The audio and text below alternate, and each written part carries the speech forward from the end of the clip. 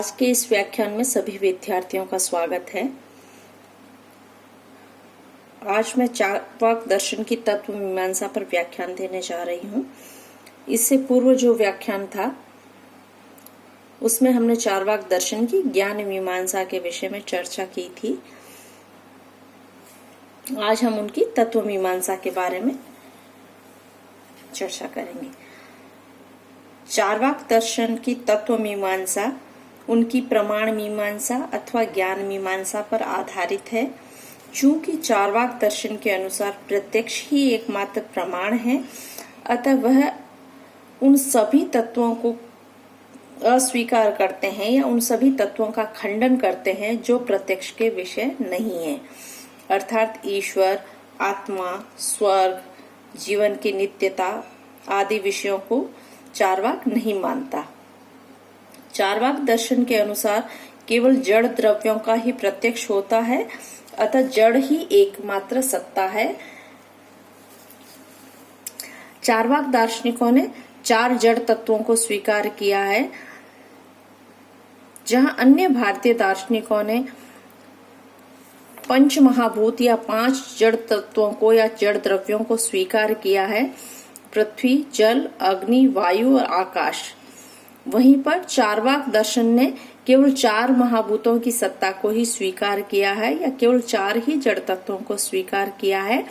5वें तत्व आकाश की सत्ता को स्वीकार नहीं किया है, क्योंकि चार्वाक दार्शनिकों के अनुसार आकाश प्रत्यक्ष का विषय नहीं है, अनुमान का विषय है। अतः यह जगत 4 प्रकार के भूतों से निर्मित है। इन्हें जड़ पदार्थों की उत्पत्ति नहीं होती, वरना चैतन्य की भी उत्पत्ति इन्हीं 4 जड़ भूतों से होती है।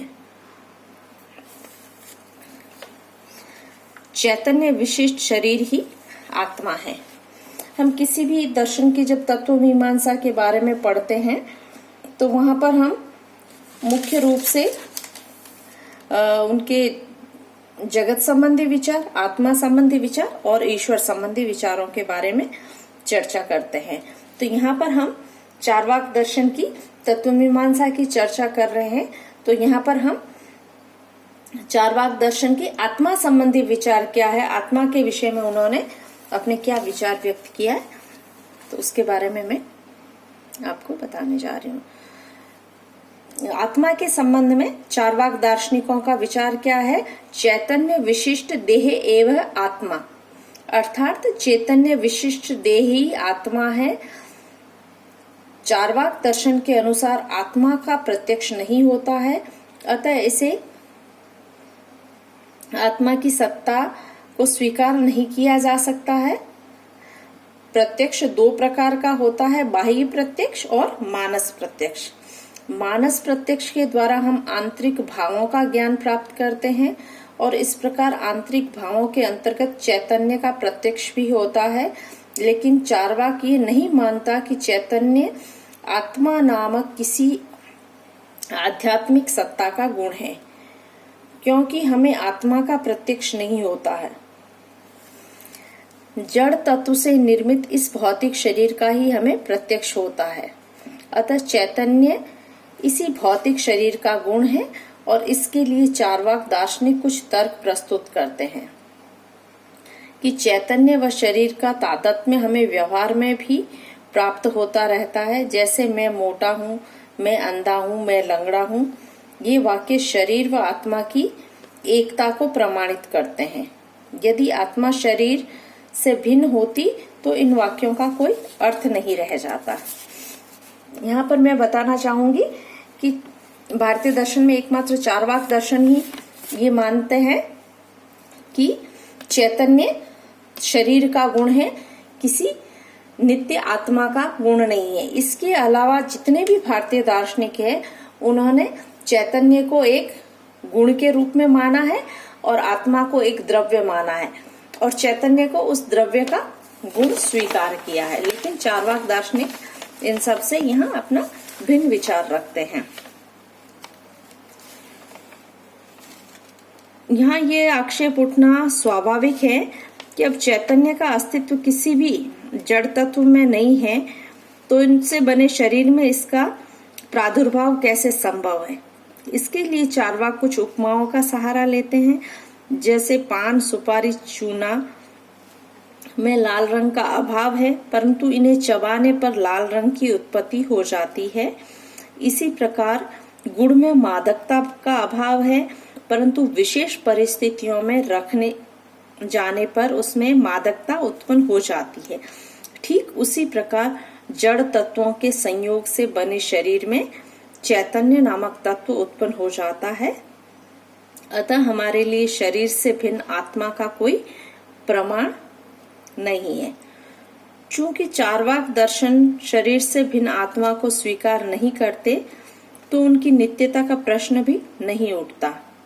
मृत्यु के बाद जब शरीर नष्ट हो जाता है, वही जीवन का अंत समझना चाहिए। पुनर्जन्म, भविष्य जीवन या पूर्व जीवन में सभी विचार निराधार है। यहाँ पर चार्वाक दार्शनिक अन्य दार्शनिकों से अपने आत्मा संबंधी विचारों को बिल्कुल भिन्न है, उनके विचार या बिल्कुल उनसे भिन्नता रखते हैं। इसी प्रकार से ईश्वर के अस्तित्व को भी चार्वाक दार्शनिकों ने अस्वीकार किया है। क्यों किया है? क्योंकि उनके अनुसार ईश्वर भी प्रत्यक्ष का विषय नहीं है, और प्रत्यक्ष का विषय नहीं होने के कारण चार्वाक दार्शनिकों ने ईश्वर की सत्ता को स्वीकार नहीं किया है।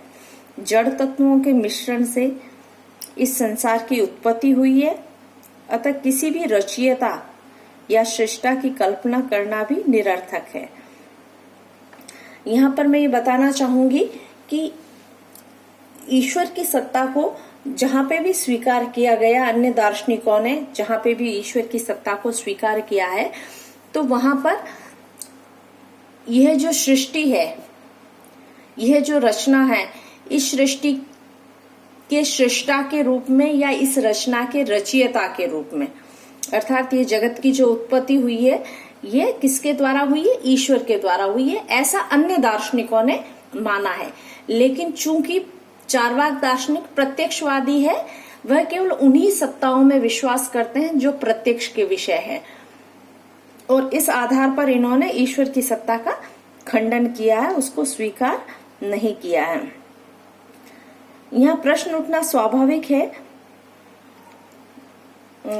चार्वाक दार्शनिक ईश्वर की सत्ता को स्वीकार नहीं करते। जड़ तत्वों के मिश्रण से इस संसार की उत्पत्ति हुई है, अतः किसी भी रचयिता या सृष्टा की कल्पना करना भी निरर्थक है।